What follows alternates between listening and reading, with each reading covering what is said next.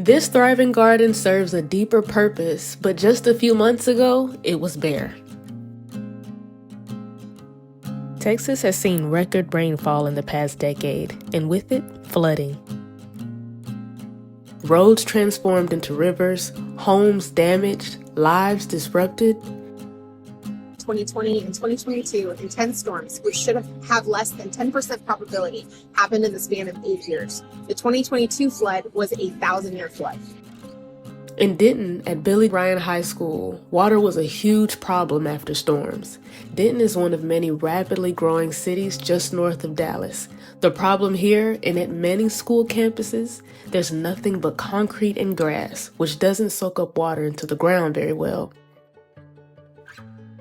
Meet Dr. Kelly Albus, a National Geographic explorer. With support from National Geographic, Ryan High School turned their flooding into a call to action. The school said yes to getting started, yes to a student-led idea, and yes to a hands-on solution. And something remarkable took root, a community-powered change, a rain garden. With help from scientists, teachers, and volunteers, students studied, designed, and dreamed. They researched plants and learned how a garden could benefit pollinators and people. Hello, my name is Jimena. Hi, my name is Victoria Aguilar. Hi, I'm Serenity Tradewell. I'm a senior at Billy Ryan High School. Currently a senior. I'm a junior. I'm a part of the high school's green team. And I'm a part of the RHS Green Team organization. I'm going to be part of the rain garden here at Denton Ryan. I'm really excited to be participating in this. Right now we're at the future place of the rain garden before it's built. All I see is a bunch of grass. Around me I see just grass, mainly one thing, and just water flowing to one place. The water's not clean, it's not spreading, and it doesn't get absorbed. So first we're gonna dig up this grass because the grass quality, it's one type of grass and it's really dense, so water isn't going through at the moment, and put in soil that's better for the native plants. And then we're going to spread out those native plants in kind of a slope way. So the plants that need more water are going to go on the bottom, so the water comes down to those plants, and then so forward, plants that need less water will be higher up, so it'll be diverse and spread out. So basically it's going to improve the quality of the water, decrease the amount of flooding in the area, and spread out more plants for biodiversity. Honestly, it's a really exciting event to be part of, and really it's a privilege, and I'm really excited for it. I am excited. This is my first time doing something like this, and I think it's really cool that I get that experience in high school. What excites me the most about the rain garden is the change. I'm hoping to see more different types of plants and flowers, and I'm hoping to see that'll help the animals as well. Then, students turned ideas into impact. They measured, observed, and invited the community to help. The Elm Fork chapter master naturalist answered. Teachers got involved. Everyone was hands-on. Some even got muddy. Together, they broke ground, and they got it done. Our volunteers came to do whatever is needed. Initially we got involved to provide technical guidance and connections in the community to those who are knowledgeable about all of the areas of expertise that are required to build a successful rain garden. But our volunteers here today are right now standing and watching the high school students do all the work, and we could not be happier than to just encourage them, get to know them a little bit, and let them know that there is an important work that they can do here and elsewhere to help our environment, to help our whole community improve the way that we provide habitat and care for our native animals and plants. I have been the primary teacher of contact here, and also the teacher that has been working with the curriculum with the students, and the Green Team sponsor guiding the students through this project. With my AP students, we have worked on the development and design of the Rain Garden project, working with UNT and closely with Dr. Kelly Albus. And then with my aquatic science students and with Green Team, they have worked with doing our pollinator pearls, as well as iNaturalist, and engaging with the community at the craft fair and educating them about the Rain Garden project, as well as today as volunteering and installing the rain garden here today. And then it came to life. Flowers bloomed, bugs buzzed, students and volunteers became scientists, recording every new visitor to the garden.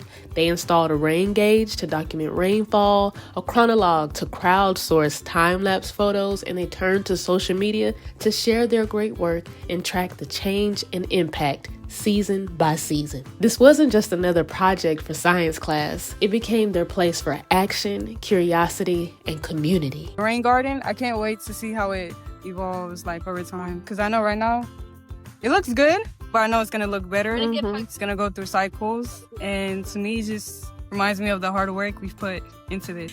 I thought that working on this was an amazing thing, that we could bring such vibrancy to our school. I just thought it was awesome, and seeing how much this rain garden has grown since when I worked on it helped make it to now. It's insane. Well, today was for the kids to learn something about the rain garden. I think we did an amazing job doing that. I hope someday these kids look back and come back here and see the rain garden.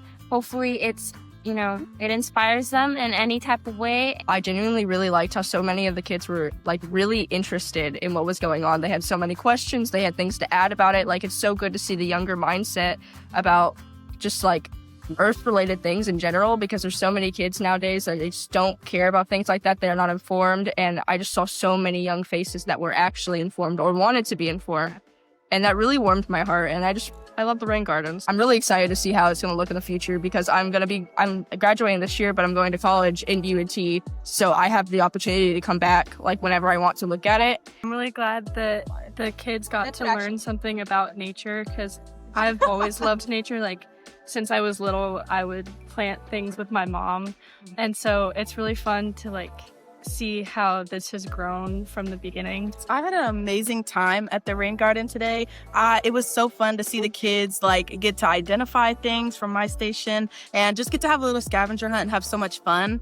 And I really just love how the rain garden is looking so far, and I'm excited to see how much it grows. And I just like eating a little piece here. It's just been fun to see the project come together, to the dig day, to what it is beautiful, thriving now.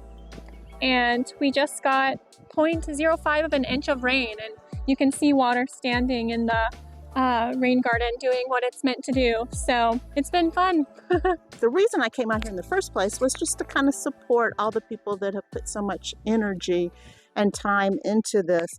But I have to tell you, when we got here today, it rained pretty hard, and I was standing down there trimming a bush, and it was just amazing to see the grasshoppers and just to see the rain garden functioning like it's supposed to, with that slow trickle of water just coming right through the middle. It was just amazing. So I'm really here, I've come to support everybody, but it's also really neat to see what nature has in store out here. Water moves differently here now, and so do ideas. This garden works visibly, ecologically, and emotionally. This became a biodiversity hotspot, a place for the community to gather, and it also is a student legacy to sustainability and them taking action on their own campus. And now with projects like Citizen Science, students are able to measure that impact, to collect data, to quantify exactly what is happening on their campus and the impact that they've had and their ideas have had. And now, this is just one rain garden. In order to make a really big difference against miles of rapid development, we need hundreds of these, maybe thousands. And this is a great start, because thanks to this amazing community of people who all came together and shared their passion and their time, we now have inspiration right here that's growing. And so many people can do something like this in their own backyard and see that growth for themselves and leave a legacy of sustainability for the next generations of people and plants and wildlife. The only other thing I'd really like to share is how grateful we are for Dr. Albus and her team, for the administrators at Ryan High School who embraced this project, for Denton ISD administrators who helped approve the project, the maintenance crew who came out and dug the garden. And we're so very grateful to the sponsors of this project. I know this was funded by a grant from the National Geographic that Dr. Albus is a National Geographic explorer, and they are the ones who provided the funds for all of the supplies that are needed for today. We're very grateful.